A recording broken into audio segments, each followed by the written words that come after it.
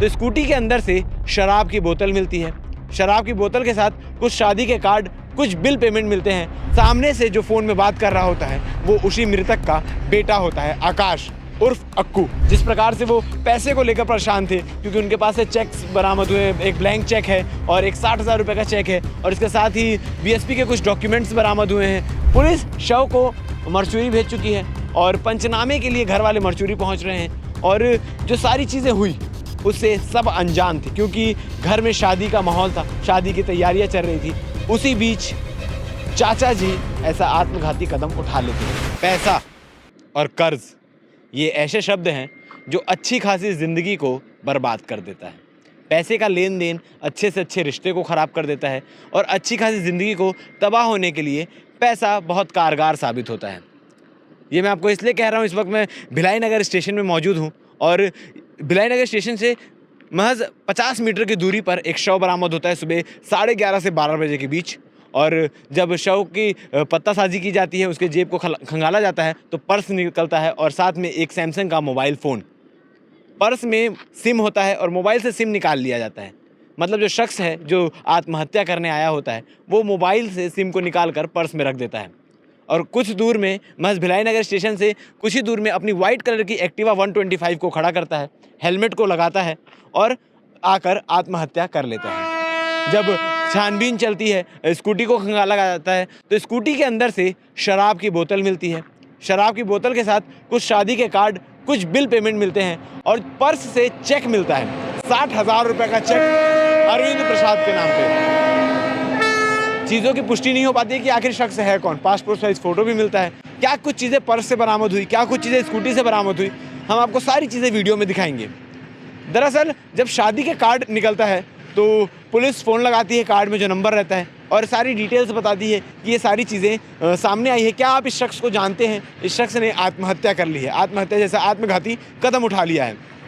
सामने से जो फ़ोन में बात कर रहा होता है वो उसी मृतक का बेटा होता है, आकाश उर्फ अक्कू। दरअसल ये एक भाई बहन और पति पत्नी इनका परिवार था। साथ में इनके जो मृतक है उनके बड़े भाई के बच्चे भी और बड़े भाई लोग भी साथ में एक कंबाइंड जॉइंट फैमिली में रहते थे। और 24, 25 और 26 फरवरी को इनके घर में शादी थी। मृतक के बड़े भाई की बेटी की शादी थी, मतलब अक्कू यानी आकाश की बहन की शादी। और जैसा कि उनके दोस्तों से पता चल पाया, जितना हमने बातचीत करने का प्रयास किया, क्योंकि इस प्रकार की चीज़ें घर में हुई है तो लोगों से बात करना थोड़ा मुश्किल हो रहा था, उनके बेटे से बातचीत करना थोड़ा मुश्किल हो रहा था। वो ऑन रिकॉर्ड माइक में तो कुछ नहीं बोल पाए, मगर जितने भी हमसे बातचीत हुई है उसके दौरान ये खबर निकल कर सामने आई है, जो मृतक है अरविंद प्रसाद, उनके ऊपर कर्जा था। दरअसल उनका जो बीएसपी कर्मी है वो, उनका पैसा डूब चुका था। डूबने के बाद उन्होंने कर्जा लिया था और कर्जदार जो हैं जिनसे उन्होंने कर्जा लिया था रोज़ाना घर में आते थे, रोज़ाना घर में आके दरवाजे पर खड़े होते थे, अपने पैसे वापस मांगते थे और इन्हीं सब चीज़ों से वो परेशान हो चुके थे। और दोस्तों ने बताया कि कल ही उनको पावर हाउस के एक होटल से वापस घर लाया गया था। वो पहले शराब नहीं पीते थे, मगर कर्ज के चक्कर में जिस प्रकार से उनको मानसिक रूप से प्रताड़ित हो रहे थे तो शराब पीना शुरुआत कर चुके थे, शराब पीने की शुरुआत कर चुके थे। और उसके बाद जब नाराज़ हो जाते थे या परेशान हो जाते थे तो पावर हाउस के एक होटल में जाकर 2-2, 3-3 दिन ठहर जाते थे और वहीं शराब का सेवन करते थे। चीज़ों से परेशान होकर जब वो भिलाई नगर रेलवे स्टेशन पहुँचे तो ऑटो वालों ने उन्हें 2 बार रोकने का भी प्रयास किया और वहाँ से जब हटाया गया उनको तो वो वहाँ से निकल गए, मगर थोड़ी ही देर बाद फिर लौट कर आते हैं और दूसरी जगह से आत्महत्या करने का प्रयास करते हैं। इससे साफ जाहिर है कि वो आत्महत्या का मन बना चुके थे। जिस प्रकार से वो पैसे को लेकर परेशान थे क्योंकि उनके पास से चेक्स बरामद हुए, एक ब्लैंक चेक है और एक 60,000 रुपये का चेक है और इसके साथ ही बीएसपी के कुछ डॉक्यूमेंट्स बरामद हुए हैं। और गाड़ी को जिस प्रकार से पार्क करने के बाद मोबाइल से सिम निकाल कर वो आते हैं, इस प्रकार की घटना को अंजाम देते हैं, इस प्रकार की आत्मघाती कदम को उठाते हैं। अपने ज़िंदगी से कर्जे से परेशान होकर वो ऐसा करने पे मजबूर हो जाते हैं। अपने पिता के शव को देखकर बेटा आकाश बिलख बिलख कर रोने लगता है। उनके दोस्त उन्हें संभालने में लग जाते हैं।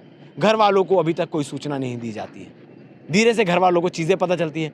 घर से, मोहल्ले से लोग आना इकट्ठा होते हैं। पुलिस शव को मरचूरी भेज चुकी है और पंचनामे के लिए घर वाले मरचूरी पहुँच रहे हैं। और जो सारी चीज़ें हुई उससे सब अनजान थे क्योंकि घर में शादी का माहौल था, शादी की तैयारियां चल रही थी। उसी बीच चाचा जी ऐसा आत्मघाती कदम उठा लेते हैं। अब इस मामले में क्या कुछ अपडेट होता है, क्या कुछ आगे निकल कर सामने आता है। जितनी बातें हमने उनसे दोस्तों से की, उनके बेटे आकाश से बात करने का प्रयास किया, उनसे जो सारी चीज़ें निकल कर सामने आई हमने आपके बीच रखा। आप इस खबर के बारे में क्या कहना चाहेंगे? और भिलाई टाइम्स बार बार अपील करता है कि आप कितने भी परेशान हो, किसी भी प्रकार की समस्या आपके साथ हो, आप अपनों से समस्या को शेयर करें, अपनी परेशानी को बताएं, क्या पता कोई समाधान निकल आए। मगर इस प्रकार का आत्मघाती कदम ना उठाएं। भिलाई टाइम्स इस प्रकार की घटना को, इस प्रकार की वारदात को कभी अप्रिशिएट नहीं करता, कभी बढ़ावा नहीं देता। वो हमेशा आत्महत्या के खिलाफ लगातार आपको बताते हैं कि कोई भी समस्या हो आप उसका समाधान ढूंढने का प्रयास करें, जिंदगी से हार कर इस प्रकार के आत्मघाती कदम ना उठाएं। धन्यवाद।